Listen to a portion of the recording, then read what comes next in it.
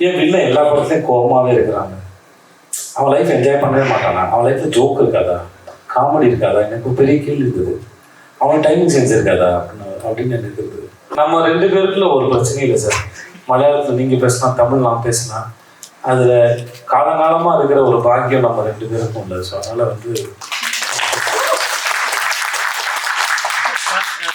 വിജയ് സേതുപതി എന്ന് പറഞ്ഞാൽ പ്രേക്ഷകർക്ക് എപ്പോഴും ഒരു പോസിറ്റീവ് എനർജിയാണ്. അതായത് പൈസ കൊടുത്താൽ വസൂലാണെന്നുള്ളത്. അപ്പോൾ ഹീറോ സീരിയസ്ലി ஃபர்ஸ்ட் ஒன்று ஸ்டேட்மெண்ட் இல்லை சார். பைசா இவரை பார்த்து சொல்லுங்க சார். சொல்லுங்க சார், ப்ரொடியூசர் பார்த்து சொல்லுங்க சார். 100% வசூல். உங்க பேர் என்ன brother? Nibin. Nibin. I love you Nibin. അപ്പം പോസിറ്റീവ് ക്യാരക്ടേഴ്സ് വന്നാലും ഓഡിയൻസ് സ്വീകരിക്കും. ഈവൻ ദോ ഡാർക്ക് ഷെയ്ഡിങ് വന്നപ്പോലും അതേ മെയിൻറ്റെയിൻ ലെവൽ, ആ ക്ലാസ് ലെവൽ മെയിൻറ്റെയിൻ ചെയ്ത് ഓഡിയൻസ് സ്വീകരിക്കുന്നുണ്ട്. അപ്പൊ സാർ എന്തുകൊണ്ടാണ് ഈവൻ ദോ വില്ലനായി വന്നാൽ പോലും ആ നെഗറ്റീവ് എനർജി ഉള്ളതുകൊണ്ടാണോ വില്ലൻ വേണ്ട, പോസിറ്റീവ് ക്യാരക്ടേഴ്സ് മതി? അല്ലെങ്കിൽ நான் வில்லனை ரொம்ப சூஸியாக பண்ணேன் சார் நான். ஓகே, அப்புறம் நான் நிறைய ஹீரோக்கள் படம் பண்ணுறதுனால நான் வில்லன் ஆகும்போது அவர்ஷன் ஆகக்கூடாதுன்னு நினச்சேன் சார். ஸோ வில்லனால் நான் அதை என்டர்டெயின் பண்ணவும் ட்ரை பண்ணேன். அதனால தான் நீங்கள் பவானி பார்க்கும்போதும் சரி, பேட்டையாக இருந்தாலும் சரி, சந்தனமாக இருந்தாலும் சரி, ஐ ட்ரை டு என்டர்டெயின். இல்லை ஜவானாக இருந்தாலும் சரி, என்டர்டெயின் பண்ண ட்ரை பண்ணுறேன். என்னை பார்த்து அவர்ஷன் ஆகிடக்கூடாது. ஆனால் என்னை வச்சு ஹீரோ பண்ணுற ப்ரொடியூசரோட ஃபிலிம்ஸ் வந்து பாதிப்படும். ஸோ அது ரொம்ப கேர்ஃபுல்லாக பண்ணேன். அப்புறம் 2வது வந்து சார்,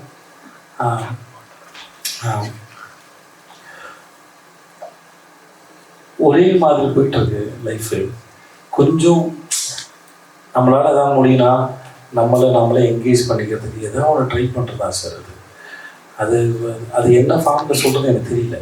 ஆனால் அது ஒரு இப்போ நான் பயந்துக்கிட்டே எப்படி சார் இருக்கிறது, லைஃப் போய்ட்டு போகுது, விட்டா அவ்வளோதான் அப்படின்னு பயந்துகிட்டே வாழ்கிறதான்னு இருக்குது.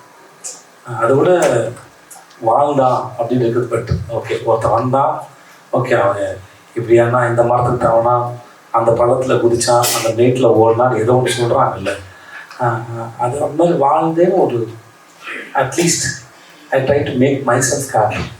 தட்ஸ் வாஸ் பெரிய ரீசன் ஒன்றுமே இல்லை சார்.